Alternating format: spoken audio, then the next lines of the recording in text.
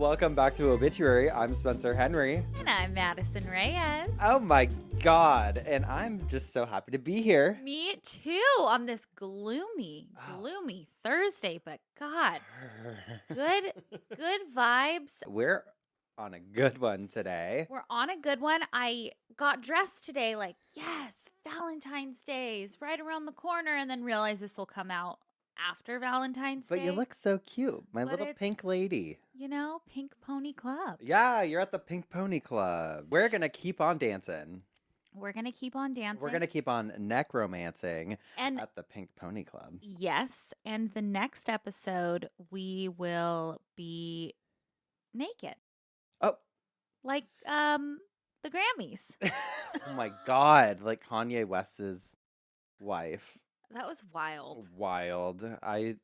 What happened to decorum in Hollywood? I did see somebody say if she would have had a full bush, then it would have been a different vibe. Yeah. And I kind of agree. Anyway, I hello. agree. I agree with that. You know, it would have been like, ooh, provocative. Yeah.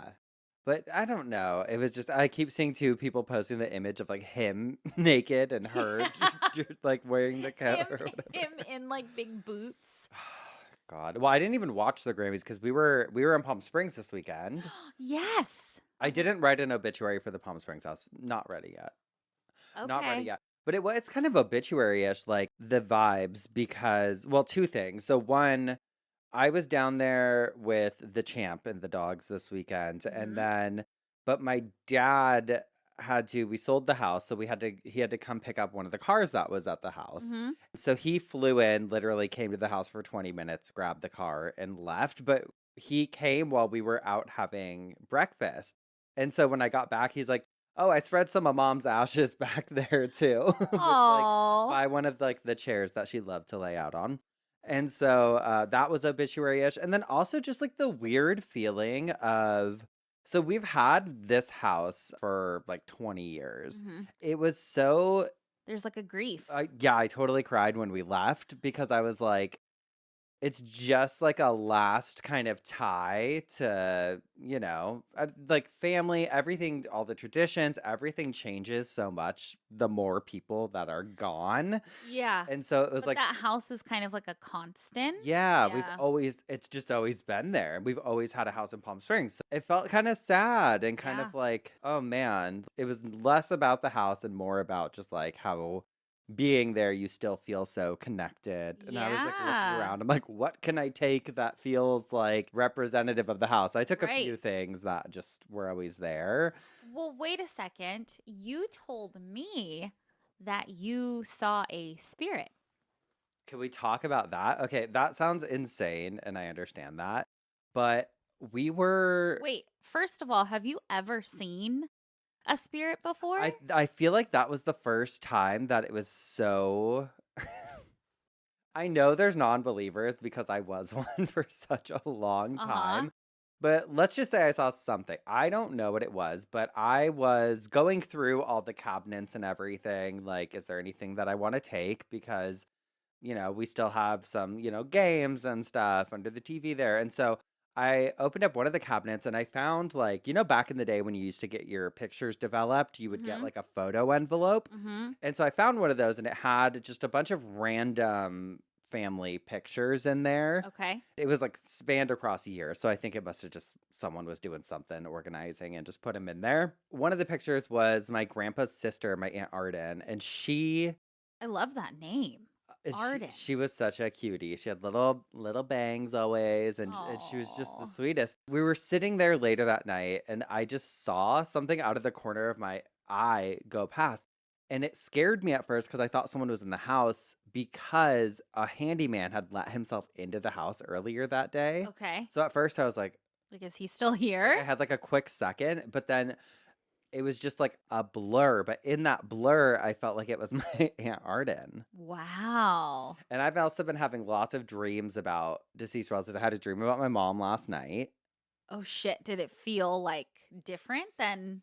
In this dream, my mom was like, oh, I left something for you at the front door.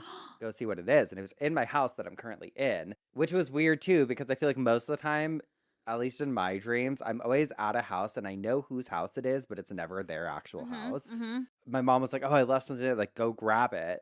And so I was like, okay, but I went to grab it. And then she's like, there's 2 things there. And I wasn't seeing her in the dream. It was like, she You was knew just it was telling me her, yeah. that. And so I like, what is that? But then I woke up. So Oh, you don't know what it is? I don't know what she brought me.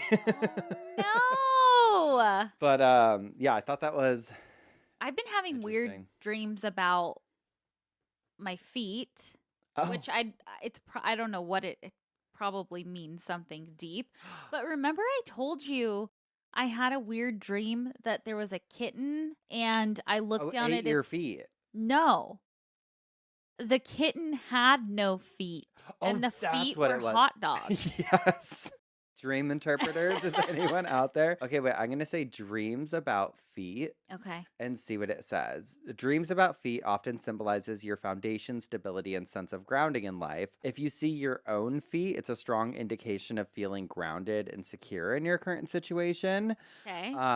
If you see cat with feet as hot dogs, it means It had like if you see hot dog legs. damaged feet, it signifies feeling impure.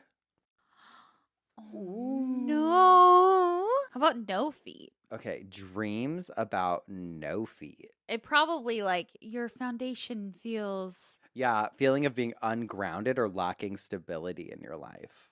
okay. So Maybe, the last like 2 weeks, I didn't feel good. I felt like my schedule was really kind of crazy. I mean, I'm such a night owl, but I haven't stayed up as late as I have the last week, I feel like. My schedule just has been like yeah, up and down. I've been getting emails from you at like 3 a.m. every night. Yeah, which for the past like year and a half, I've been good about.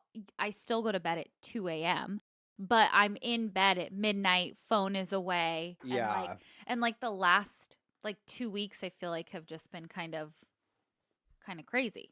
Yeah. Speaking of working out and stuff, I feel like we have been on our journey still.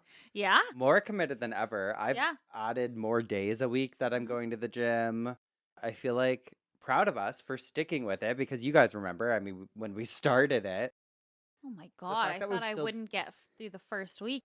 I know this is annoying, but like your body starts to crave it, right? You're like, okay. Oh, I like, told you the other day, like, I think I'm addicted.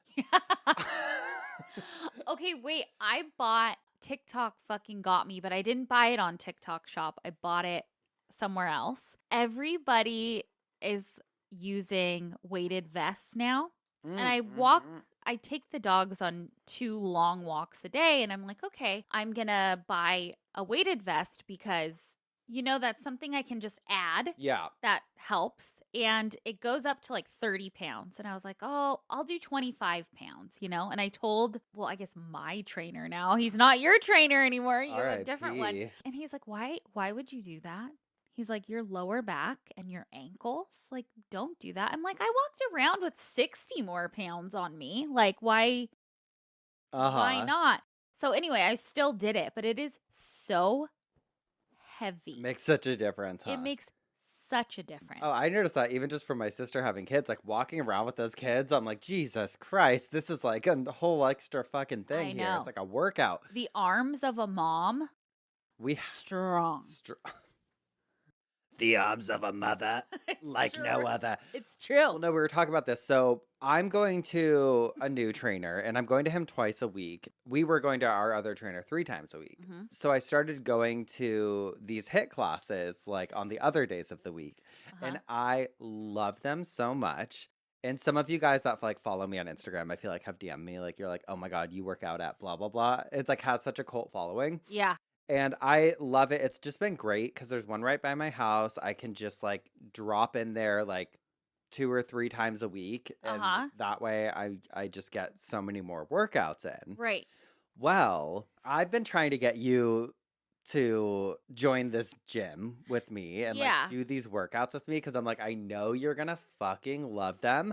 But this gym has made now the worst impression. Because today you were texting me, you were like, okay, I'm finally ready to try it. Sunday, let's go. And so I was like, cool, we'll go Sunday morning. And they give you a free intro class always. And so I was like, just do your free one. We can go together. It's going to be super fun. Yeah. So I call because I, for some reason, couldn't figure it out online. So I call and they're like, yeah, sure, you can come in. But like, is this your local gym? Like, do you live locally? I'm like, well, I live a few cities over, but you know, my best friend works out at this location. So I thought I'd try it here. And I was going to buy a package after the free class. I can't imagine a world where I absolutely hated it and was like, no, I'm not going to. I know you would like it. Yeah. But I'm like, well, if I get a free class, I'm going to sign up. Like, that's the whole thing, right? Like, to get you in. And they're like, yeah, no, it's not your local. I'm like, what? I'm not voting here. Like, just let me. Let her do the free class and see if she likes it. Free fucking class.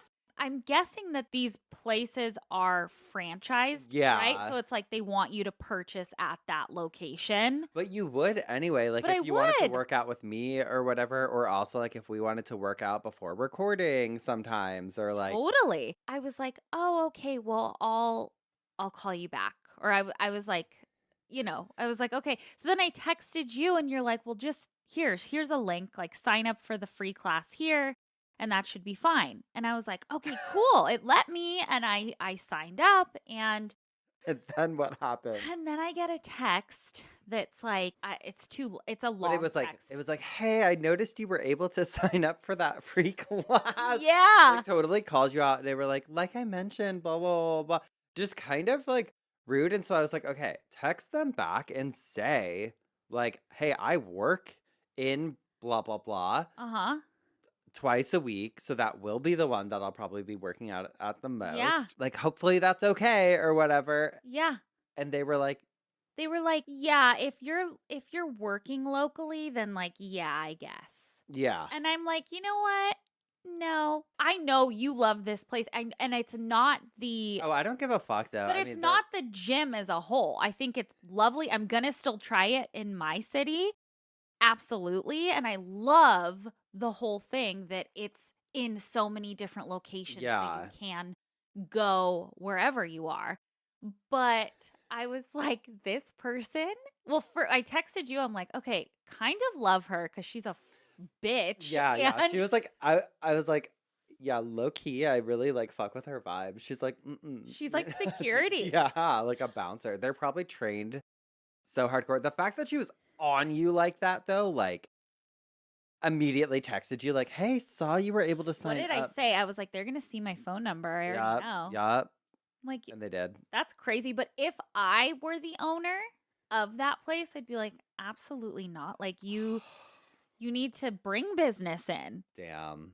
Yeah. So Drama. Anyway, not knocking the place. I'm sure it's amazing. I'm gonna try it this week. Yeah. But just not at that location. Oh, definitely not. I know now. I'm like, okay, well, see you tomorrow. Anyway. Locals only. And then I'm like, well, my license says in LA somewhere. Like, it's like still my parents' house. Yeah. So I don't know. Who knows? Who knows? I talked to my sisters who live here. Uh-huh. And one of my sisters was like, you should just go in today and try to sign up for the free class and just fuck with her. Like, or just show up on Sunday like, hi, I'm ready. I'm here. Well, the thing is, they all really like me there, I feel like. So I'm sure. Yeah, I'm sure it's just some young. I'm going to talk to them when I go in. Oh, no. I am. I'm going to ask them about it because I think that's weird. It is. Like, what if your sister was here and wanted to take a free class or something? Who cares? If people want to try and let them try it. It's not about, it's a, what, $30 class? Like, no, it's not. Yeah, it's not about the money. It's no, that's where I get like kind of Karen-ish. Like, it is the principle, you know? I feel that way about things sometimes though. And I also feel like the older I get, the less like, I don't know, customer service has gone downhill. I know that. Oh, I will say that. God. I will say that. Like, you go into a store now and they don't even fucking look at you. Uh-huh. And it's like, okay.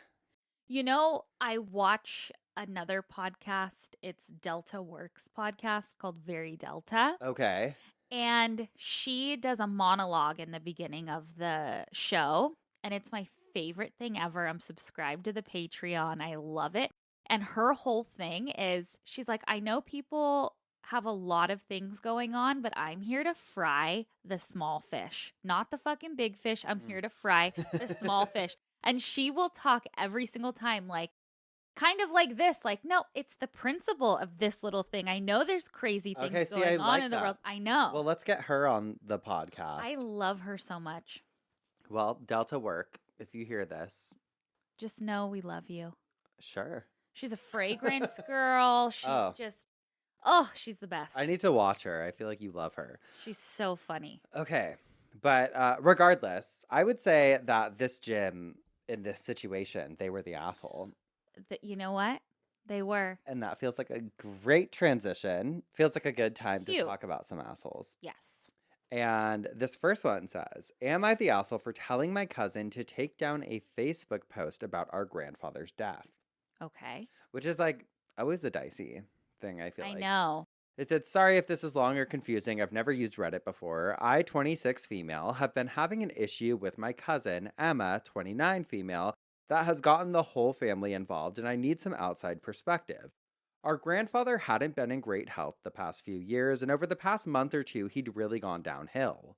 He was admitted to the hospital a couple of weeks ago in full-on kidney failure. We'd known this was coming. About a year ago, a doctor had told us his kidney function was really poor, and since he decided not to do dialysis, he had maybe a year left to live. Turns out that doctor was exactly right. I'd been to visit him in the hospital a few evenings after work, and it was rough. He wasn't too coherent, and I know there wasn't much they could do, and it was sad, but not really unexpected. Okay. He was like 85, and like I said, health had been bad for a while. Anyway, Emma's job doesn't have a typical 9-to-5 schedule, so it's easier for her to visit him at the hospital in the mornings. A few days ago, I was at work when at about 10 a.m. I checked Facebook on my phone, and the first thing I saw was a long post from Emma announcing that our grandfather had died. Ooh. Needless to say, that was not the way I wanted to find out. I commented telling Emma that it was wrong to post this without first making sure the whole family knew and that she should take the post down. Yeah. Just a few minutes later, my father texted asking me to call him, and when I did, he told me what I already knew. Turns out Emma had made her Facebook post less than an hour after he died, when there was still a ton of family members that didn't know. I wasn't the only one who found out via that post, and none of us were too happy about it. A couple of days later, my uncle, Emma's dad, told me he'd specifically told Emma to wait until she knew family had been notified before posting anything. We all know how obsessed with social media she is. He was livid when he learned she had posted it so quickly, despite him telling her not to. At the memorial service, Emma confronted me, saying that I'd embarrassed her by making my comment on her Facebook post. Apparently, some of her friends had seen my comment and agreed that it was wrong of her to post the news so quickly. A lot of people are mad at her for it, and she's claiming that I turned her friends and family against her by calling her out in my comment. This has added a bunch of extra stress to an already tough situation, and I really want an outside opinion on if making the comment was wrong. No, I don't think so. I think she needed to learn that lesson. Yeah. Social media is so hard, like navigating that. Like I've gotten into it with my sisters before, like when maybe I've posted something like about their kids or something that they didn't post yet, like a birthday thing. And it's like, it can sound silly, but it is like, I don't know. There's like unspoken rules. With death especially, though, I feel like you always wait a while. Just like, yes, that's shocking to find out that way. when my mom died, we posted on her Facebook like something from the family just to kind of notify everyone who wasn't an immediate. But it's like prior to that, we went through her phone and called every person in there that like we could think of. It's a valuable lesson to learn. Yeah. Just, you have to. In a world of social media, I think it's just best to wait. This isn't definitely like gender reveals. Like if someone. Or wedding pictures. Yeah. People post pictures at wedding. No phones at my wedding. Yeah. No phones at my wedding. Oh, I loved it. I loved all the pictures. Because it takes a while to get your professional photos. I get that. I just would be so mad if someone posted. Yeah. pictures before I could. Yeah. So yeah, obviously not the asshole in that situation, but honestly, you never know because I've seen people comment against us. Like someone the other day, and this one I don't even like. I don't agree with them at all. It didn't change my perspective. Mhm. They were like, it was when we were talking about the Am I the Asshole for the person who wanted to invite someone to the Valentine's Day party. Oh, yeah. And Okay. they were like, well, what if someone commented, like, well, what if your husband is one of your best friends and you want to? And I was like, Well, that's true. I mean, my husband's one of my best friends. I know the champ is one of your best but friends. still, It's different. yeah. But you're entitled to your opinion. Yeah. And love you, but you can't come to our Valentine's Day. well, you can. He can't. Yeah. Okay. And then this one says, am I the asshole for telling my boyfriend my dad was dead? Oh God, was this person lying? I honestly haven't read this one Okay. yet. The other one I had read, I didn't read this one yet. It says, I, 26 female, lost my mother to cancer when I was 8, and I have always had an absent father. I only found out who he was when I was 13, and even then, he did not want custody of me, forcing me to stay in the foster system until I was 18. Over my whole life, I have had about 5 conversations with him, give or take. He's like a total stranger to me. Mm-hmm. He appears once in a blue moon to ask for money or something along these lines, and it doesn't really bother me anymore. I've just learned to accept it now. But I don't like talking about it, so to avoid that conversation with people, I usually just say, my parents are dead. Mm. This leads me to a year and a half ago when I had just started dating my boyfriend, 25, and like usual, I had just told him my parents were dead. But the other day, my dad showed up at my door. I still don't know how he knows where I live, and he asked for $100, except my boyfriend was there, and he obviously found out my dad was not dead. This led to a long conversation with him that night where I explained the whole situation. He said this was a breach of trust between us since I lied about my dad and that he needed some space to rethink our relationship, but he doesn't think he'll leave me. I feel so shitty and that I should have told him earlier, but I'm going to be honest, I just didn't think. So, am I the asshole? I mean, a year in, you should have addressed it, but shoulda, coulda, woulda. I mean, you don't seem like an asshole. You seem like, yeah, I just didn't, address it. But Yeah, they were voted not the asshole, but I personally think they were the asshole in that situation. I understand the breach of trust. Like, imagine. Also, how does that never come up? Did you make up a The- story about how they died? That's like what Did I you- don't understand. Yeah. Because that conversation happens naturally, like within a year of knowing someone. Like the champ and I have both lost parents, and we fully have, I mean, maybe not everyone's so comfortable discussing everything, but like with your partner, you should be. And Year in. I just think that's kind of bizarre. I think Mhm. it's bizarre. I mean, family things come up all the time. I feel like there was probably opportunity there to clear that up. So they added some updates and they said, Okay. my boyfriend texted me 5 minutes ago asking to talk again. We're going to have a full in-depth conversation tomorrow after work and I'll update again then. Then they said update 2. Before I get to the update, I'd like to clear things up. I've only given my dad money once when I was still desperate for his love and acceptance, but he did not get any money this time. And despite his confusion, my boyfriend stepped in to defend me and get my dad to leave, and it was only after my dad left that he asked me about it. Now, on to the update. My boyfriend told me that all the sudden information, along with the knowledge I hadn't told him the truth, was very overwhelming, and he needed some space not to say the wrong thing. He also said that he got why I lied initially, and he wasn't mad that I lied, more hurt that I felt I couldn't tell him about it. Mhm. And he also mentioned he couldn't be there for me if he didn't know this was going on. The conversation ended in tears, and it is the most vulnerable I've been in front of someone. He was very understanding. We decided to draw a line in the sand and start again, if that makes sense. Mm. I've also started looking for therapy for my childhood trauma, and all in Okay. all, I'm using this as an opportunity to better myself and heal fully. Thank you for all your kind comments. Okay. And That's all you can that's ask what you, for. that's yeah, and that's the accountability. So I don't think they're an asshole. I just think they were an asshole in that situation for not being honest. Mm-hmm. Eventually, talking about it. I don't know. I feel like I would feel so stupid though, and I would be like, Yeah. well, technically, metaphorically, they are dead. Asshole They're sounds dead to harsh. me. Yeah. Asshole sounds harsh in this situation, but yeah, I feel I personally would be like, dude, like I don't know if I would end things if like everything else in the relationship was perfect and that happened. I probably would be like, okay, I understand it was like a really, traumatizing thing, blah blah blah. Yeah. Like it does feel like a breach of trust. Yeah, I understand the sure. trust thing for sure.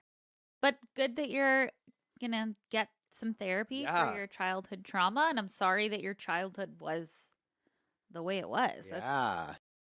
Your parents Your sound like dad's the actually the assholes. asshole. Yeah. Your dad's the asshole for fucking not only leaving you in the foster system, but then coming to you for money. I know. Get real. Get real. fucked. Get fucked. Wait, speaking of Reddit, like the Am I the Assholes? I found a Reddit that I like called, oh fuck, I can't remember what it's called. It's like basically explain this to me like I'm 5. Oh, I love those. Yes. Amazing. Uh-huh. Learned so much. There's so many. See, that's the thing. Like, I think Reddit can be toxic because of all like the gossip pages and stuff. I try to steer clear of those. Yeah. Yeah. And we try to remain off of them. Well, we've been on. Yeah. But yeah, we try and steer clear of that. But like, there is so much amazing shit on there. Like, if you could have one app, Reddit's kind of dope Kinda that because it girl. like she's got everything. Yeah. Like news, Yeah. breaking things down. And actually, when we get to my coffin spinner, it's largely driven by Reddit today. So Cool. I'm actually really excited about it. Okay. You'll have a new favorite Reddit thread. Let me tell you Oh, that. okay. All Uh-huh. right. In some exciting news, this isn't an ad, but we're giving them free ad time actually. Mhm. This just got delivered to my front door. So, well, I was telling Madison, I was like, I think because I've been working out more, I've been doing classes sometimes at like random times during the day. And then like I'll get home and I'll be like, oh shit, I need to work a little bit before I can shower or whatever. Which I know, whatever. Or like sometimes I'll go run errands after working out Yes. even.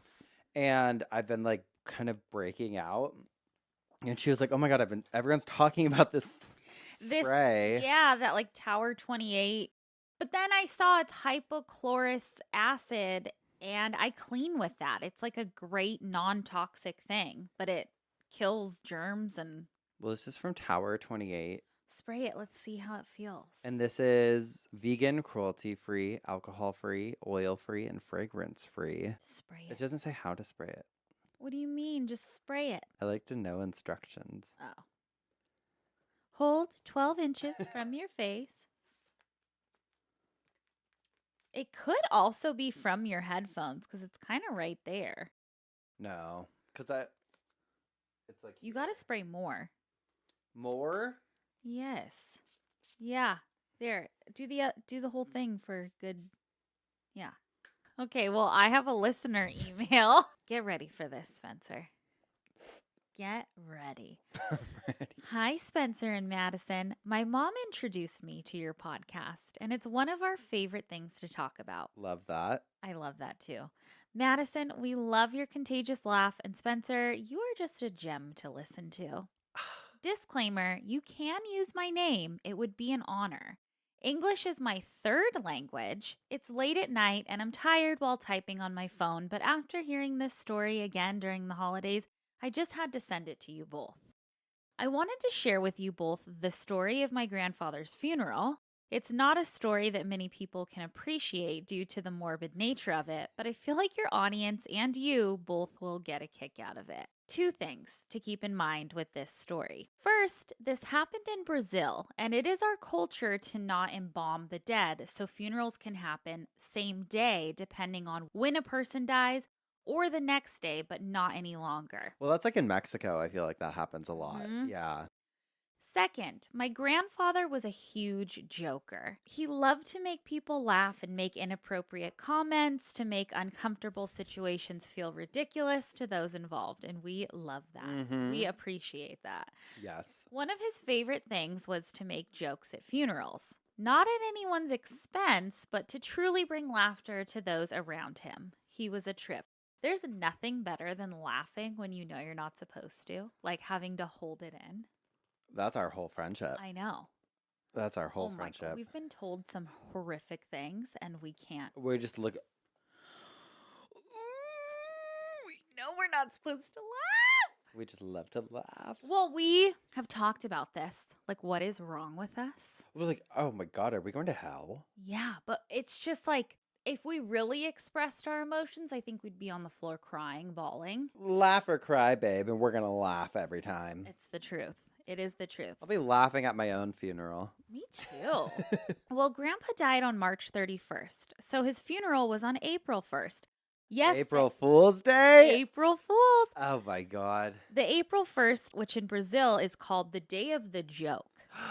My grandfather has a huge family, and all his brothers and brothers-in-laws were just having such a great time remembering my grandfather that they were like children who couldn't stop laughing. So much that during the church ceremony, they stood outside because they were afraid of breaking out into laughter during the mass. I love love that. that. Cut to the burial. In Brazil, most graveyards are above ground and almost like mini mausoleums. My grandfather's family plot must have been very old because when they went to lower him into it, they realized that his casket didn't fit. Oh, no. The people working at the cemetery began to shout that it didn't fit and he had to be brought back up.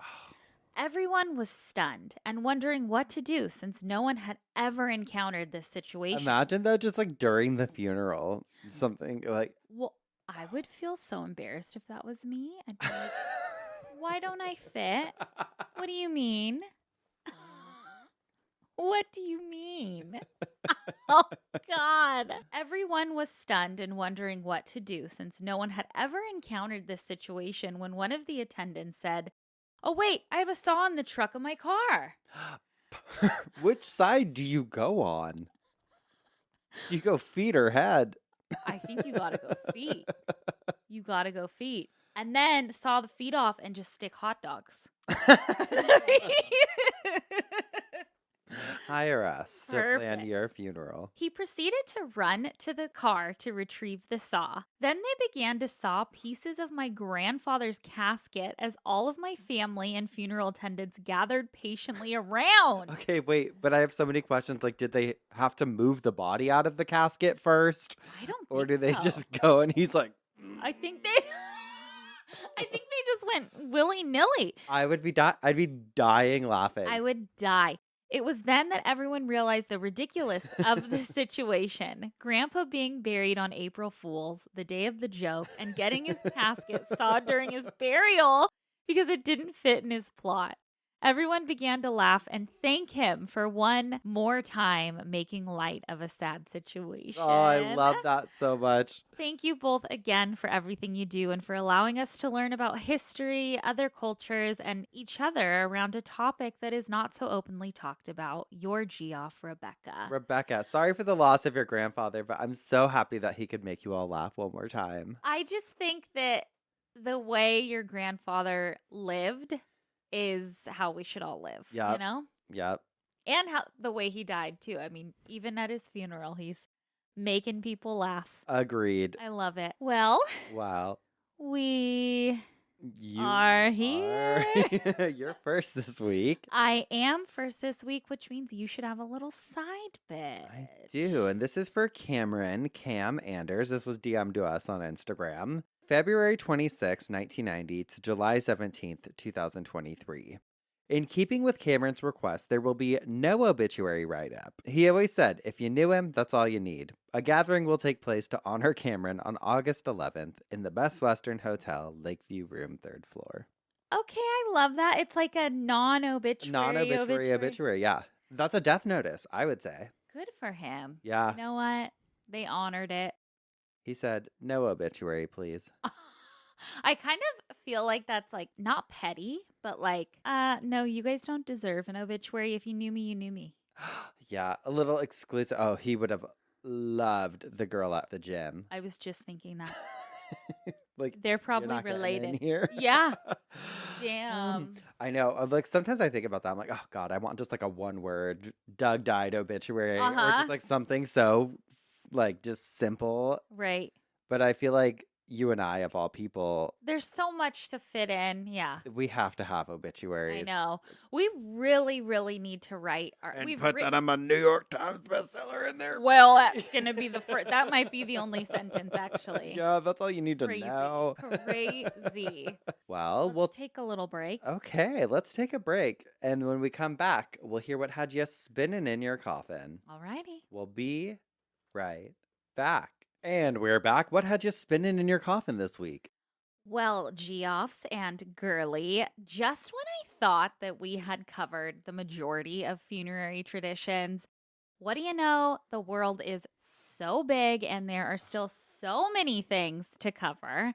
And I stumbled upon one that is super interesting and kind of freaky. And I mean that with the utmost respect. Okay. But have you ever heard of something called corpse herding?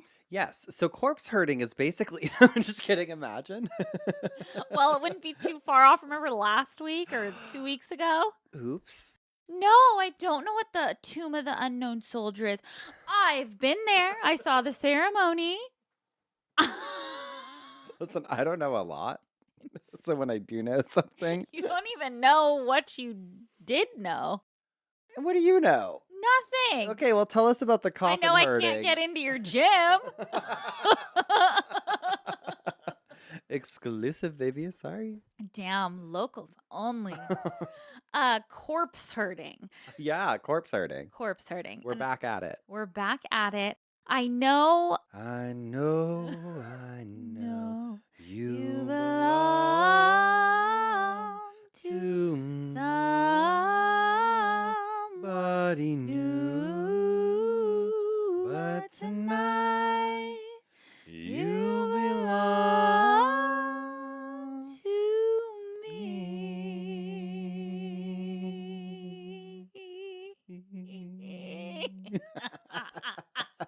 Can you picture us when we're 80 years old just doing our variety show? I know. Do your No. Oh. I know. No.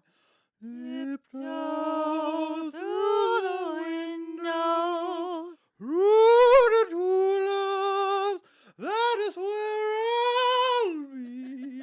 Come tiptoe through the true love with me. Whoa! So good. You sound just like, what's his name again? Tiny Tim. Tiny Tim. Tiny Tim. Okay, Tiny Tim. Okay, Madison, could you tell us about corpse herding, please? It's a term that comes out of China, and some people refer to it as the walking dead Love. or the hopping dead. How did I never watch The Walking Dead? You know, I don't know. Did you watch it? I did. Not the full thing, not the full series. Okay. But I wonder if they got the name from this? We'll see. We'll see. Okay, tell me what it is, and Yeah. maybe then we'll come to our conclusion. Yes. Okay. Now, this isn't about necromancy that we learned about a few episodes ago, thanks to Spencer. This was people actually walking the dead back to their final resting place. Is it kind of like Famariana vibes? No, it's not like a celebration. Okay. It's more Weekend at Bernie's. It's more kind of. Okay. Kind of. Although some people did believe that there was some sort of magic or superstitious aspect to it. So just stay with me. We will get into it. Corpse herding is also known in China as ganshi. It was practiced in the Jiangxi Henan province in China. Uh-huh. It's a tradition that was seen back in the Qing dynasty, which lasted from 1644 to 1911, which was not super long ago. It was considered bad luck for someone to be buried far from home, like far from their roots, far from their family. Not just bad luck, but it was said that their souls would be lost and restless if they weren't buried, like back on their home soil. Yep. So, since transportation, especially of a deceased person, was expensive, families of the deceased would hire corpse herders to essentially transport their loved ones back home. Oh. But this wasn't in like a vehicle where you. Well, yeah, it's a time before vehicle. Yeah. So it wasn't in, not even a wagon, like, where their loved one could just be resting and at peace. Instead, the dead were propped up in eerie, upright standing positions, and these corpse herders would walk them home. Now, there's a ton of folklore and oral stories passed down generations of people witnessing the corpse herders and the corpses that walked through villages in China. Can you imagine? Looking out the window and being like, oh, the corpse herders are coming. Well, okay, we'll get into like how they did it, and it's freaky. It's freaky. Tell Okay. me. So the logistics of it all. Taoist priests were typically hired as corpse walkers. Transporting of just one body wasn't super typical. It was usually quite a few, which makes sense. If you were walking a long journey, you might as well take as many with you. Yeah. Corpses were tied to long pieces of bamboo poles in upright positions. I believe that they were tied like their shoulders and arms up. So they kind Okay. of just dangled. Oh, so there would be like herders on both sides? Yes. So 2 corpse herders carried the poles on their shoulders. So one would be in front and then one would be in the back. And then in between rows Oh, I was of. picturing a side to side. Like, have you ever seen those old kind of ventriloquist where Mhm. they would like have the dummies on like a thing that would dance Yeah. with them or whatever? Yeah. Kind of like a Kind of- marionette-ish. Kind of like, but real dead It's like bodies. the creepiest carpool. Yeah, very creepy. Sometimes this created like a bouncing movement, which made it look like the corpses were hopping, which lends itself to this whole folklore of hopping corpses. And I thought of you because you're super into vampires right now. Like they were thought to be like kind of a vampire. It's a Like whole Walking Dead. The Walking Dead. So the worldofchinese.com says, quote, written records of corpse walking are few and oral accounts vary. They say Taoist, everything else I read say Taoist priest arrives. He first checks the deceased date of birth, then uttering spells uses a peach wood sword, a spiritual weapon used for exorcisms in Taoism, to check whether the spirit will obey his commands. The priest doesn't take off with just one corpse. He waits for others to come in so that they can all leave together. Before they set off on their journey, the priest performs a ritual. He sticks a symbolic talisman or fu on the forehead of each dead body and utters incantations. The talisman is a yellow slip of paper with red ink depicting characters, images, or symbols that can conjure power and manifest energy. Wow. The bodies then rise up and follow the priest. As rigor mortis has set in, the dead can only hop. These same hopping zombies, known as jiangshi or rigid corpse, have inspired a number of Hong Kong zombie films. Oh, that has to be where The Walking Dead got its inspiration. I know. This in turn popularized the common concept that Chinese zombies hop to go forward and stretch out their arms for balance. Interesting. But as I said, it wasn't magic or spells, unfortunately. It was just corpses being tied to bamboo and carried. Although there are also stories of corpses being carried on priests' backs, with one priest in front kind of guiding and then the other one under a robe holding the corpse on his back. So it kind of Like a piggyback ride. Yeah, but you couldn't see the person holding the corpse, so it kind of just looked like the corpse was walking itself. Crazy. Corpse walking processions happened only at night, and the priests rang small gongs to warn villagers to stay inside. So imagine you're at home. Imagine we're sitting here right now. It's almost about to be You hear that evening. gong. You hear that gong, and you know you better get your ass inside, and you need to lock the house and mind your own fucking business. Oh, I'd be. Well, the whole thing is you're not supposed to look at a corpse for too long because they can steal your chi or your energy. Or like your soul. If you look at them for too long. Or there's a story of a corpse bride where this like little girl was like looking, through her house at the corpses walking by, and the corpse walked over to her and fell in love with her, and like priests had to gather around and like say prayers for hours to get this corpse to leave her alone. Fuck. I know. Crazy. I know. Crazy. There are some accounts that say that priests would carry only white lanterns, and some stories that say they would drop fake money like along the way in front of the corpses to kind of bribe them to get home. Okay. Which I love. If I were a corpse, I'd fall for it. All right. I'd be hopping. Yeah. There are another 20. Come Yeah, on. come on. I'd be like, oh, I'm tired. I'm tired. Okay, again, that was folklore and sounds so much cooler than it, really was. Also, the corpses had different herbs applied to their bodies to prevent decomposition and keep their joints flexible for the long journey home. If the journey was pretty long, like if it took, because they only did it at night. So if they needed to rest during the day, they stopped at essentially corpse hotels, which we've talked about Yeah. on the show. But they're like inns where corpses are welcome. Yep. So the priest would go in, kind of lean the corpses up against a wall, and then they could rest all day and start their journey back at night. Okay, but this is the interesting thing. Not every corpse was eligible for this. This wasn't like, just your normal citizen being able to hire a corpse herder. Okay. The practice was only for those who were executed. So only. That was like a plot twist. I know. Okay. She did it again. Okay, Writers Guild.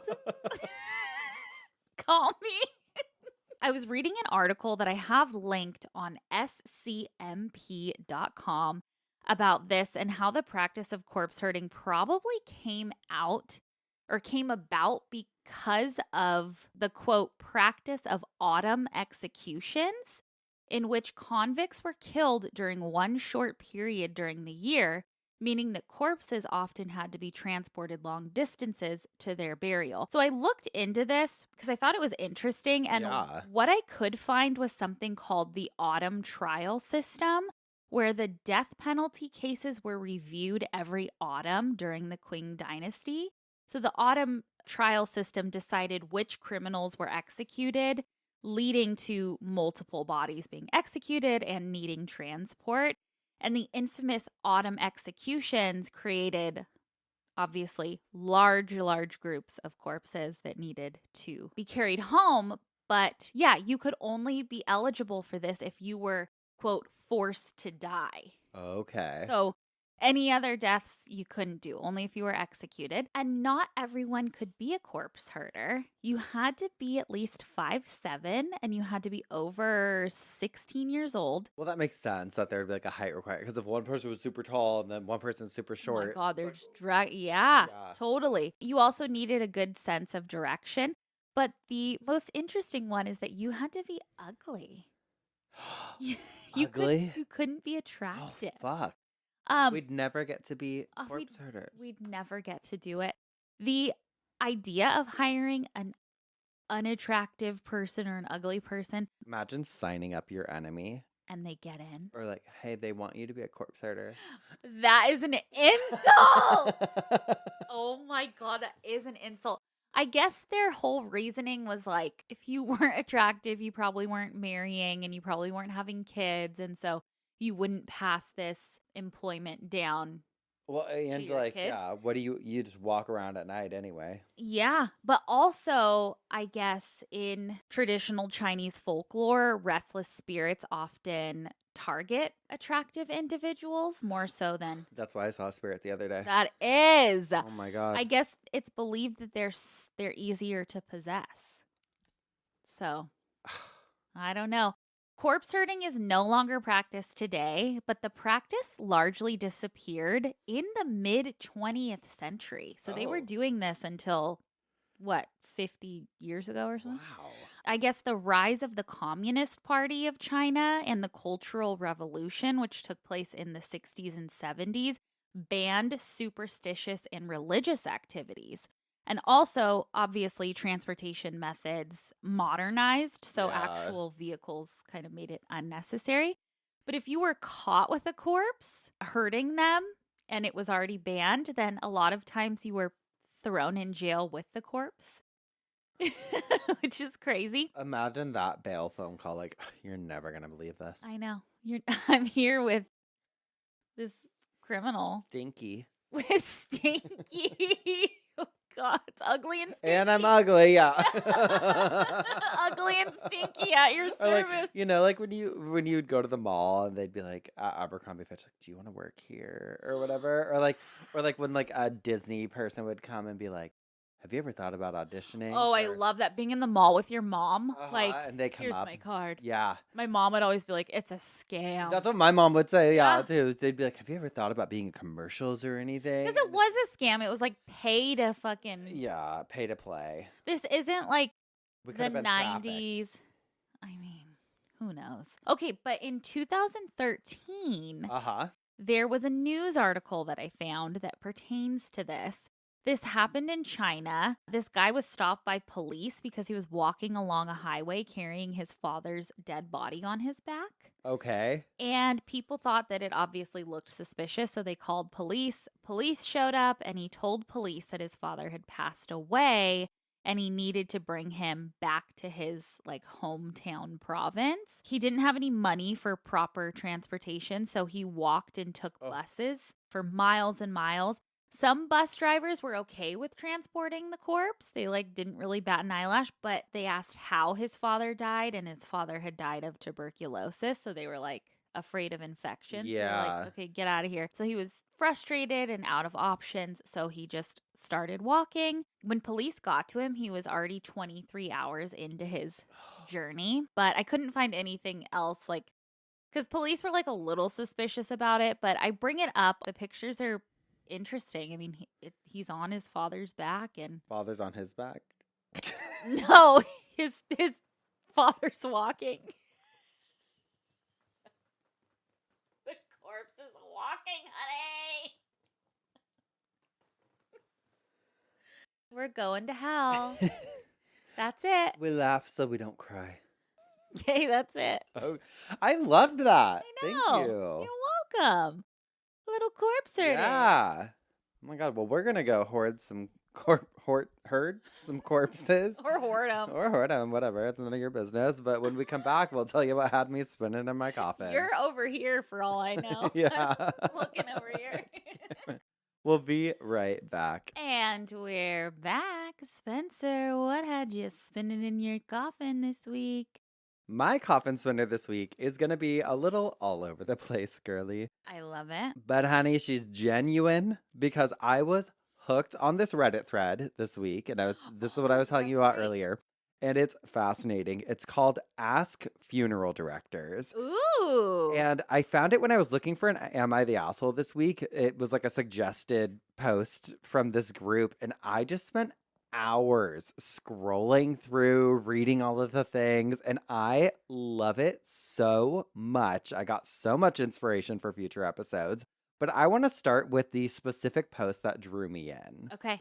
And it says, why did 11-year-old boy look this way? Okay. It says, hello. An 11-year-old boy, my little cousin, passed away unexpectedly in October. He was at school and just died sitting in a chair. We found out after the autopsy that his heart was enlarged and just stopped beating. Oh. Due to the shock, his parents were unable to have a funeral until 3 weeks after his death. And the entire time he was at the funeral home, refrigerated, I presume, which I just cannot imagine. I can't even imagine it for the other kids. Cannot too. imagine. Could Traumatizing. you imagine being in No. class? Oh. At the funeral, he looked a way that pains me to find a word to describe. He was 11, handsome, full of life. I know his body would not look full of life, but it did not look like him at all. Yet he looked like an old man. There was an obvious ridge in his forehead. From the autopsy, I assume. His hands were 2 different colors. One of his ears looked shriveled up. His face looked to be sagging, and you could almost see the sewing of his eyes, and they looked flat. I thought to myself, it should have been a closed casket. It was heartbreaking, and my grandfather passed away in 2020 and looked better in his casket. Ooh. I did research online and saw that the extended time from the death to the funeral should not have caused this. Would this have been caused by the funeral home not being a good match for him? I figured the fact that he was a child and died peacefully would have helped with the process, but that appeared not to be the case. Any context that could be offered is appreciated. Thank you. And so funeral directors started chiming in. One said the damage to tissues done by the autopsy would result in adverse effects during and after embalming. These effects would be further exacerbated by prolonged refrigeration if that was indeed the case. These effects could also have been exacerbated by prolonged sitting. That is to say, the embalmed remains just hanging around at room temperature. However, any mortician worth their salt would know how to restore the appearance using cosmetics. There are no typical cases We're trained to adapt to circumstances. And then someone else said, it sounds like you're describing hypertrophic cardiomyopathy. The heart muscle is never supposed to become enlarged from use, unlike all the muscles in the body. In HCM, a genetic defect means it becomes enlarged and thickened until it can no longer contract and the person dies. In adults with milder cases, the process can take years. In kids, it's often very sudden, and being athletic and exercising more actually makes it worse. My point being that this disease runs in families, and if your cousin was a blood relative, you should be checked, and his whole family. Oh, shit. Because you could carry the gene or have a mild case yourself, which could be treated. My sister-in-law discovered she had HCM when her older sister died suddenly at 34. It was in her family as an undiagnosed cause. There's an organization called the Hypertrophic Cardiomyopathy Association that's a great resource, and then gives their website to that. But I just I thought it was cool, like being able to like go there and just like be able to get these answers from people who work in this field. But that one does sound like it was like that mortician should have been able to restore that body so that it appeared fine. Right. 2 different color hands. I mean, there's no excuse and a shriveled for that. ear and so yeah, it's there's like no excuse for that. no. I mean, I don't know, but I do know makeup, and you can fake 2 different colored hands. For sure. Okay, so then I'm scrolling along and I see this post. It says, Grandpa was smiling in the casket. Okay. So I just went to my grandpa's funeral today, and I noticed he had a sort of a smirk on his face, as if he was slightly amused. I did a tiny bit of research and found that morticians don't typically put a smile on the face when setting features. My entire family kept remarking on the smile and how he must have been happy when he died.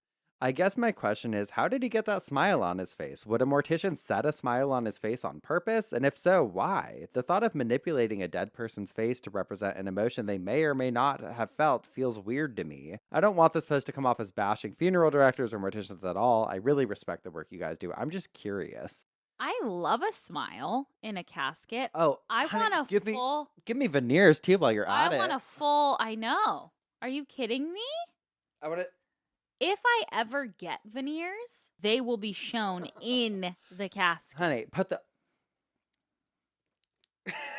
Someone said, I try to keep them from frowning for sure, but I can't change the shape of their mouth, really. Some people look naturally grumpy, some look naturally pleased. That's true. Someone said, resting bitch face. Take it with you. And then someone said, I will turn up the corners of a mouth just slightly so the deceased looks a little more peaceful. Peaceful, yeah. And someone commented underneath that and wrote, that's thoughtful of you. I've seen 2 older deceased people and their mouths have been set in a grotesque straight line, making them not even look like themselves until the lower face is covered. Yeah, give a smile. I want to smile. And then someone else commented, like, what's the process for changing or setting facial expressions? And someone commented and said, simply use your hooks to pull up the corners during the embalming process. And as tissue fixates, they have a more peaceful expression. Sometimes a little cotton can be used between the gum and lip to help it stay in place. And there's times when it's more difficult, but a straight line is better than a frown. I agree. And someone else said, because gravity looks horrifying, so when we embalm, sometimes we'll use an upward motion to make the person look more natural. Gravity is horrifying. Honey, and we are experiencing it, okay? I was just saying, I'm like, my boobs are up my belly button. That's gravity. She ain't defying gravity over here. Okay? She dressed like Glinda, but she ain't defying gravity. Okay, not at all. No, I just thought it was so like incredibly sweet that there's this like oasis on the internet where people can go with their questions that are just weighing on them, because it's such a weird thing when someone dies. Not everyone wants to talk about it. Not everyone's us. We know, from this show, we know that it's so fucking normal to me. So normal, yes. That I'm like, why was it ever not normal? But yeah, there are these weird, last week I was like, can you die standing up? Well, yeah. There's certain questions that you just have, and that's so cool. Yeah, that they can go, and then all these industry workers, like people who work in the funerary industry, are eager to help them. It just feels very like heartwarming to me. Like this one. So someone wrote my son's neck as the header of this post, and it says, my 23-year-old son died 5 months ago from pulmonary failure. The last 3 days before he died, his neck seemed to be stretching. It was so unnerving to watch. I didn't understand what was happening and didn't think to ask anyone at the hospital. For some reason, I can't get this image out of my head. I know this isn't a funeral question, but can someone tell me what was happening to him? It's all I see when I think about my handsome son. Thank you. And so people weighed in and they said, someone wrote, my sincerest condolences. When the lungs aren't working like they should, other muscles in the body start to work harder to try to pump oxygen through the body. These include the muscles between ribs and neck muscles, usually called accessory muscle breathing, and this can cause the neck to look like it's stretching or strained. My guess is that's what was causing it. I hope you can reflect on other pictures or at his funeral and remember some memories you had together.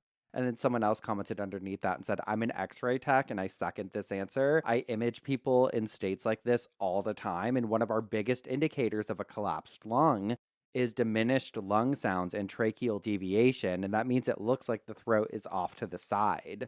As this comment pointed out, other muscles and organs will try to compensate for failure for survival. But unfortunately, that survival is just buying time and can't typically be sustained long term without medical intervention. I'm sorry for your loss, and I'm sorry you had to see a loved one like that. I know firsthand how helpless it feels to watch a loved one in that state, and I hope you never have to go through something like that again. Wow. That would bring me comfort knowing the reason. Yeah, like it was just a medical thing happening. Wasn't it's common. Yeah. He was just his body was overcompensating for the lungs. Yeah. And then death care workers and, anyone in the funeral industry, the ones that are good, are just angels. Gems. Yeah. Someone else wrote, fingernails. My grandfather recently passed away and he was embalmed, and we noticed at the viewing that all of his fingernails had fallen off.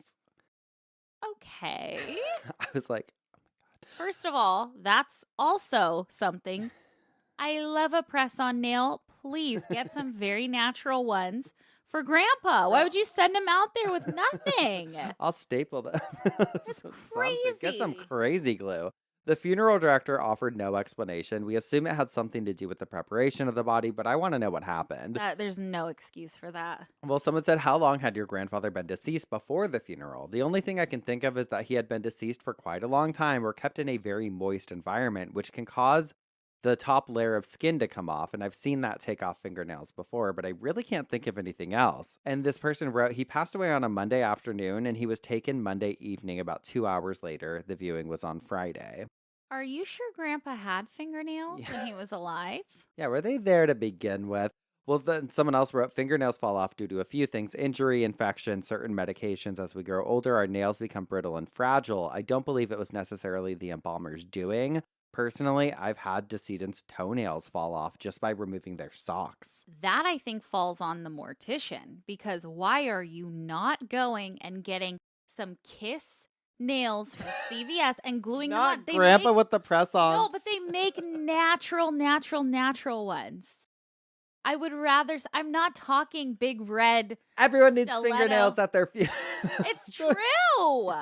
Grandpa just with a full-on. A full set. I would love that. But truly. Okay. Well, someone else started another thread in here, and this is I saved this for the grand finale because I just love these always. We've done some like this before, but it says, what's the weirdest / coolest / craziest thing you've buried with your clients? Ooh, okay, love this. Always love ones like this. They wrote, another post I just read about being buried with books made me wonder, and so I'm asking, what's the thing that was added to a coffin or with the body during cremation, if that's allowed, that you'll always remember because of how cool, weird, crazy, etc. it was? What? I'd be buried with our book. Are you kidding? Put it on my chest with my smile. Have you seen this book?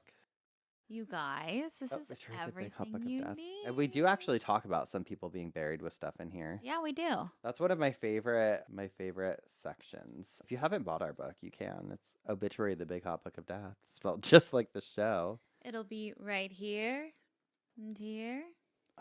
Oh, La Pascualita. Come on. This is a great book. Come on. That's not the camera. Oh, my God. Come on. That's a great book. Okay. Anyway, yeah. So someone wrote, a dildo, stuffed pets, cremated pets, other people's ashes, lots of booze and cigarettes, many joints and things of weed, unknowingly buried a crack pipe and meth, announced. You can't start with a dildo. Announced after the person was in the ground, nudes, turned on flashlights, which I love. iPods, letters, colored pictures from kids, stuffed animals, weapons, chew, probably more than I'm forgetting. Put a gun in there just in case. Just in case I got to start being the Walking Dead and come back out of there. Like I want to be ready. Put a gun in there. Put some cigarettes in there. Put popcorn in there. Someone wrote we buried my sister with her iPod and we pushed play when we closed the casket. She I loved love her that. music. Ugh, set me a vibe. Yeah. I want like frequencies. If you were going to be buried with an album. Oh, I can't do that. I don't know what it would be. I'd have to burn a CD like a mix. Okay. Like a dead mix. Yeah. You know? Uh-huh. A death mix. Someone said, I'm not a funeral director, so I couldn't say, but last week I worked a service where the decedent in her casket was tucked in with a blanket. It was very cute. Love a blanket. Cozy. Are you kidding me? I didn't even think of that. Crematory operator here. Here are some things I've cremated with people. Hair from their daughter. Piles of fake money and paper houses. A son's rap CD and tour info. A Walkman, ice climbing gear, animal cremated remains, plastic bags full of booze, weed, 100 tennis balls and rackets, packing peanuts. There's a lot more, but there's no end to the oddities people wish to inter with their loved ones. Spencer? Huh.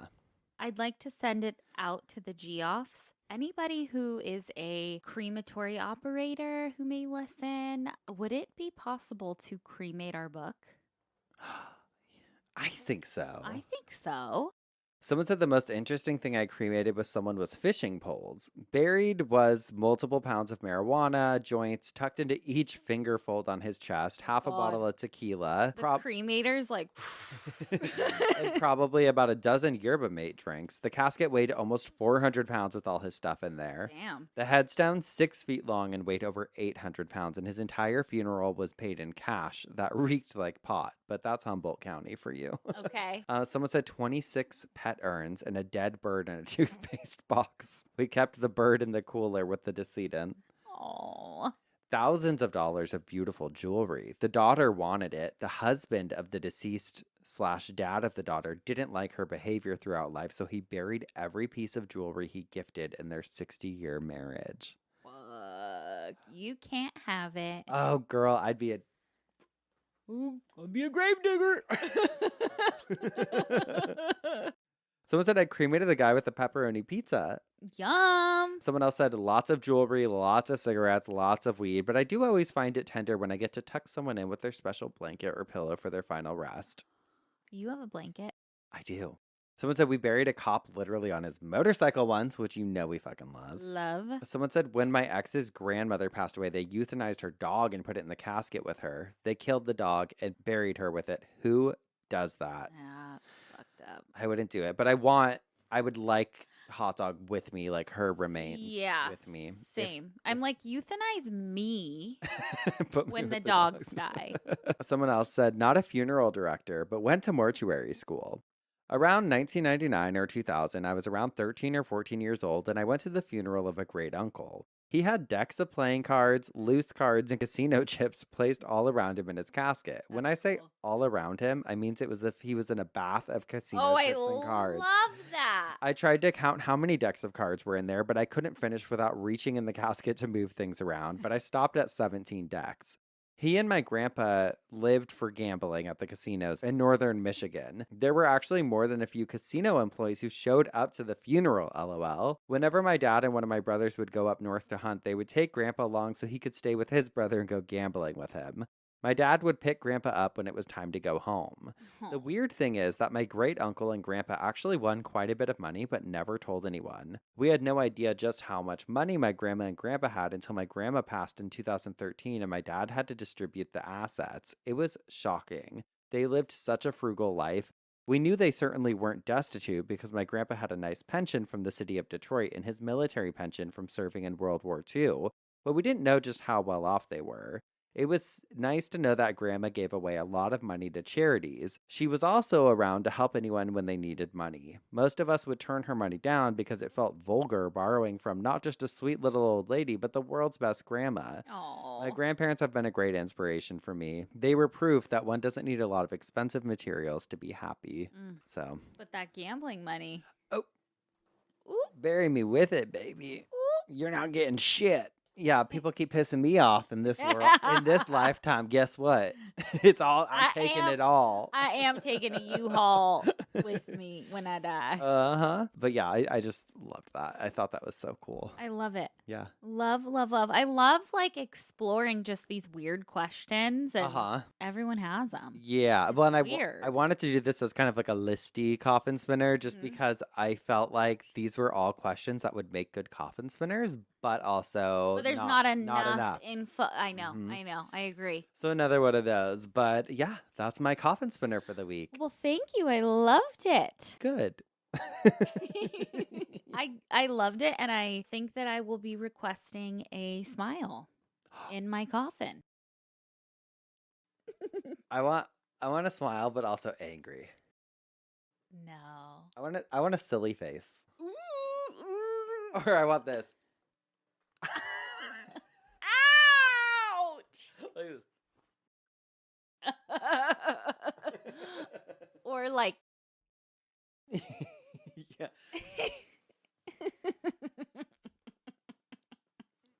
Okay. So that's how we want to be remembered. Let's talk about how some other people were remembered with their obituaries. This obituary was sent in to us by our Geoff Bay. Hey, Bay. Hey, Bay. Bay says, "Hey, girlies. Been listening for a year now and finally had a moment to sit down and send an obituary. Woohoo. My mom and I have read obituaries for fun, mostly looking for the wild ones or super sweet and hearty ones. This is one she sent while we were sitting and talking on our regular Tuesdays together. This lady was quite a gal. So this is for Barbara, and she just passed away January 25th, 2025. Rest in peace. Rest in peace. It says 40, in case you didn't know. 40 is how many jelly beans that can be crammed into the mouth of a teenaged girl.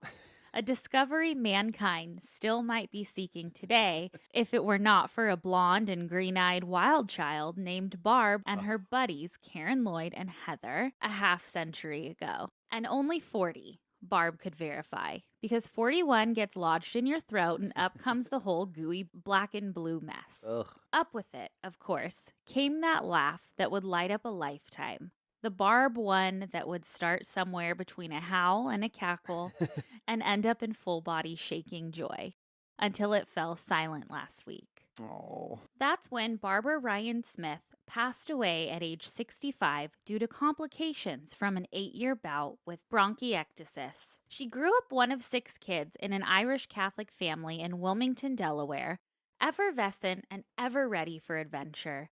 Fibbing to her parents at age 14 about where she was going for the weekend, hopping on a bus with Karen to Rehoboth Beach with no money and no place to stay because, well, why not? In no time after graduating from John Dickinson High School, she built a vast client portfolio working for a Johnson Higgins insurance brokerage and created a startup that designed benefit programs for companies, all while being chauffeur, chef, and cheerleader for her 3 children, Joey, Vanessa, and Michael. Love. Then came a decision that would define the second half of her life. She'd been taunted for being chubby as a child and knew the psychological weight of that exceeded any numbers on a scale. She wanted to reach all the people carrying that burden, reassure them, and lead them laughing through the mountains they might imagine standing between them and a healthy body. She became Coach Barb to legions of individual and corporate group clients, inspiring them to just do something, just move, even if it meant turning up the tunes and shaking their booty while doing the dishes or laundry. Love. Her secret? Meeting people where they were. Listen, I get it. I once sat down and ate an entire cake. So did I. It's a big whoop. Okay, Barb. And 40 jelly beans, sort of. If an abusive relationship or a topsy-turvy schedule was what stood in their way, Barb was the one convincing them to call the police or showing up at their door at the only time they could work out. For one client, even at 3:30 a.m. What if she got her clients messed up and was like, you need to call the police? And it was like, I just like to eat pizza at night. I just have a hard time saying no to the extra side of fries. I guess I'll call the police. Hello? Oh, shit. Okay. Come on, this woman helped people. She did, and I love that philosophy of just meeting people where they're at. Yeah. You know? She created YouTube videos, gave buoyant motivational speeches, and wrote 3 wellness books: The Pizza and Ice Cream Diet, Find Your Balance in and Out of Balance World, and Drive Through Kitchen. Never missing a beat in the soundtrack staccato of her chopping and dicing knife as she alchemized 4 random items in the fridge into a family dinner to swoon for. Deal with what you're dealt with was her credo. Make a way, find a way, laugh away. I love that. Love that. After her marriage ended, a funny thing happened. She told her friend Trish Grant that if she ever did find love again, it would be with a soulmate hailing from a big, fun-loving family that she could be a part of. Not long before, Brent Smith, brother of one of Barb's old Dickinson High School friends, Janine, saw a blonde beauty flash up on Janine's Facebook page and said, "Whoa, who's that?" Love. A month later, and damn the state of emergency blizzard that day, they both made it to Janine's Super Bowl party and stayed up the entire night, literally, after which Brent followed Barb home in the morning, shoveled 2.5 feet of snow off her driveway, and was rewarded with an omelet from heaven that, truth be told, sealed the deal 17 hours after they'd met. Wow. What kept them up all night? No, not what you think. It was all the sentences they were already finishing for each other, all the touchstones they shared without knowing it due to their 7-year age difference. Same big Irish Catholic families, same church, same high school, same teachers, same subdivision. Hell, Brant was even her family's paperboy. They suddenly figured out, the one her father groused about because the fucking weekend news journal was always late. Barb's dream box, number 1, check. As for the other, becoming part of a big loving family, well, Brant was one of 9 that could suddenly become 49 when the extended Smith family converged. And they just happened to have a Virginia houseboat hoedown coming up on, where else? Smith Mountain Lake. Barb showed up in a custom-made Smith-worthy ? T-shirt, sparkled in the 4 houseboats, deck-top dance-offs, song-offs, and skit competitions, and bingo! Check dream box number 2. Fun. The third and unexpected box was the acre of lawn and gardens awaiting her when she moved into Brent's house in Huntersville, North Carolina. Now she had a soulmate and a soil mate in Brent, and all that nurturing of hers. She'd be the first and loudest to laugh at what a beautiful mess her life could be. The lady looking for her reading glasses with 2 of them parked on her head. But in her backyard, she'd be laid out on her stomach like a botanist with OCD, blade by blade focused and utterly immersed, tweezing out imperfections. Zany turned zen. The bronchiectasis showed up on a CT scan, a disease that damages airway walls, breeds bacteria and infections, and leaves even wellness gurus short of breath just folding the laundry. It meant spending hours each day bent over a nebulizer and curled up in exhaustion from coughing, somehow still laughing even when it hurt like hell too. Some of her ashes will end up in her gardens, some with her children, and some at the spot on nearby Lake Norman where she and Brent loved to anchor their boat, sip the latest craft beer hatched by her son Michael at his Huntsville microbrewery, Neoteric, and watch the sunset. Aww. The place where 14 years ago Barb found a bobbing blue genie bottle, slyly dropped into the water by Brent, containing the lyrics to their song by Rascal Flatts, which she pulled out and read in amazement. Others who broke my heart, Well, they were like northern stars, pointing me on my way. into your loving arms. This much I know is true. That God bless the broken road, led me straight to you. When she turned around, Brent was on his knee asking her to marry him, and she was shaking with that laugh, even when she was crying. And then it lists all the people she survived by and predeceased by. A celebration of her life will occur on a date to be determined. Oh, I know. love you, Barb. Love you, Barb. Okay, well, I've got Jan over here. Okay, Jan, let's hear it. Jan Pearson of Eagle Lake, maker of things, died July 29th, 2024, and she is not happy about it. Born in Detroit in 1944, Jan grew up in Forest Hill, Toronto, and graduated from Women's College Hospital School of Nursing in 1966. She worked as an operating room nurse at Toronto General and Oshawa General Hospitals for several years before chucking it all in 1972 to devote herself to raising a family. A fierce mother and a woman of opinions, numerous and strong, she was annoyed enough with options for her children's education that she helped lead the drive to found the Quest Center School in Durham region.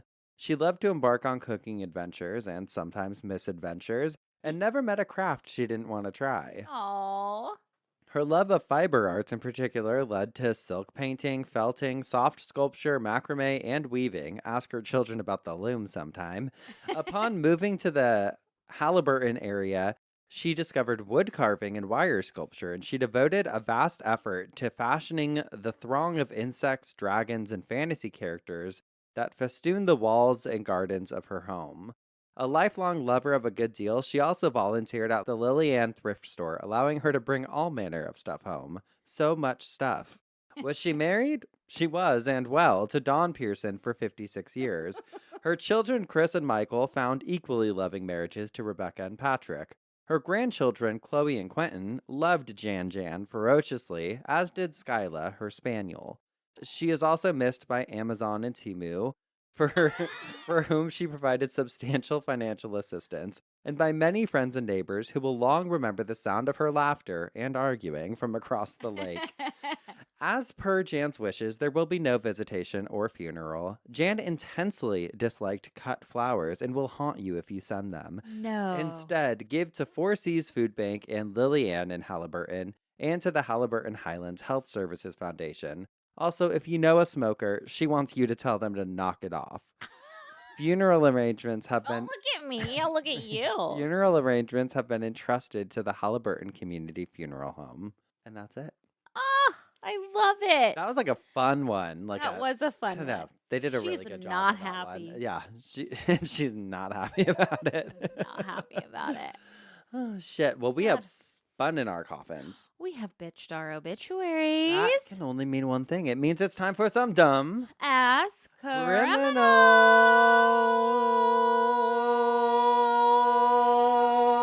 Broken road, let me hold to you.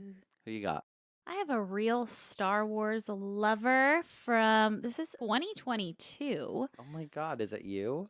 No, but I do love Star Wars. Fox35Orlando.com reported on this, and it says a Central Florida man was arrested after deputies said he posed as a Walt Disney World cast member and took a Star Wars R2-D2 droid in the hopes that Disney's security would hire him.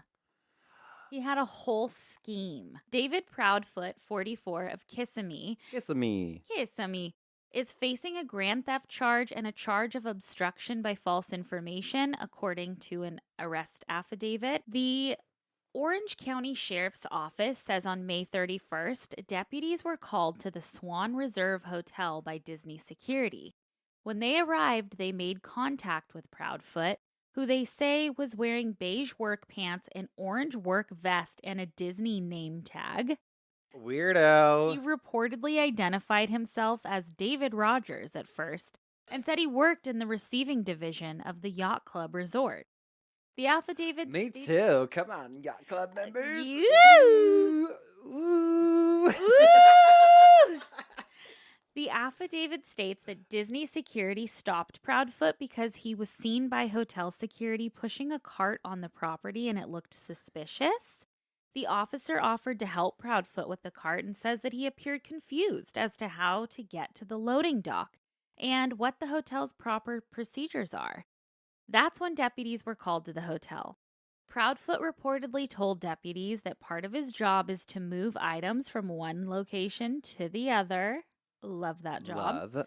And that his boss his boss's name is James McDaniels. Security said they have no record of anyone named David Rogers working for Disney, and the McDaniels works in California. A deputy escorted Proudfoot to the yacht club resort to retrieve his belongings and driver's license from the employee lockers, but says Proudfoot appeared to be lost and confused and failed to open the locker. The deputy then reportedly noticed that Proudfoot had a wallet on him, and it said his whole thing. But Proudfoot reportedly admitted to moving the R2-D2 droid from the third floor of the hotel to an unknown location and a game machine because he had an application for a security job pending at Walt Disney World and wanted to show weaknesses in the security of the resort. He stole them just to be like, look what a good security guard I did. Yes, in hopes Genius. of securing a better paying job at Walt Disney World. Let me see him. Is his mugshot in there? Yes. The bangs. We'll post his picture. Yeah. He looks like Wreck-It Ralph. Okay, I've got kind of like a Disney vibe going with mine too. Also involving a Florida man. And also my article is from Fox. Okay. This is from February 4th of this year. Oh, wow. Okay. A Florida man was recently arrested after leading authorities on a wild chase on January 27th while wearing a Dalmatian onesie. 101 Dalmatians. He's the 101st. Dylan Keith Devereaux, 36, is charged with fleeing to elude, escaping, reckless driving, leaving the scene involving property damage, battery on a law enforcement officer, assault on a law enforcement officer, resisting an officer with violence, resisting an officer without violence, depriving a law enforcement officer of equipment, drug equipment possession, possession of a new legend drug, possession of methamphetamine, and petite larceny, according to court records. For the love of God. After initiating a chase, Devereaux crashed into a tree and took off running, according to an arrest report. He was shot with a stun gun and fell to the ground. And as troopers were handcuffing him, a fight ensued, and Devereaux was shot with a stun gun again, according to the report. He escaped once more and took off running toward the woods with one handcuff on. Additional officers arrived at the scene, and a 3-year-old canine tracked Devereaux to his nearby home, according to FHP. The suspect's girlfriend told troopers she did not want them near her home since she has drugs inside and didn't want to go to jail. Fucking idiots. Okay, but wait. This is so great because I need to show you not only Oh my God. the onesie, but also there's the picture, and it made me laugh so hard. His shoes. His Cinderella. little flip-floppers. Cinderella. Oh no, he left them behind. Girl, I was like, why'd they post that picture? He turned into a pumpkin. He's out of there. Okay, and we have to be out of there actually because I have to pee so bad. So do I. Oh my God, okay. So we're wrapping it up is basically what we're trying to tell you. We had a great time. Okay, we had so much fun, but we've got to go. We've got things to take care of. We gotta go. We love you guys. We love you guys. Check out our YouTube, youtube.com/@obituarypodcast. And everything else is on obituarypodcast.com. Anything you need. And buy our book. Even the book. Even the book. It would be easier if you went to prh.com/obituary if you wanted to purchase the book. But, I'm just saying. I love these so much. I love it too. Joan Crawford, iconic. Icon. Okay, love you guys. We'll see you next week. Love you. Bye. For more coffin spinners. Oh, obituaries. And dumb. Criminals. Oh, Goodbye. let's see what the girls do on TikTok. Oh, is that the girls where they do their skincare? And they do this. Oh, I thought you were talking about, okay, have you seen the sisters who they're like, get ready with us to go to the club. And then they're like,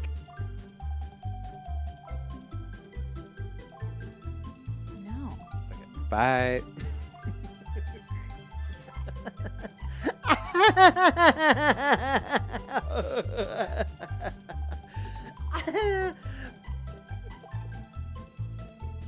Bye, everyone. Thank you for coming. Thank you.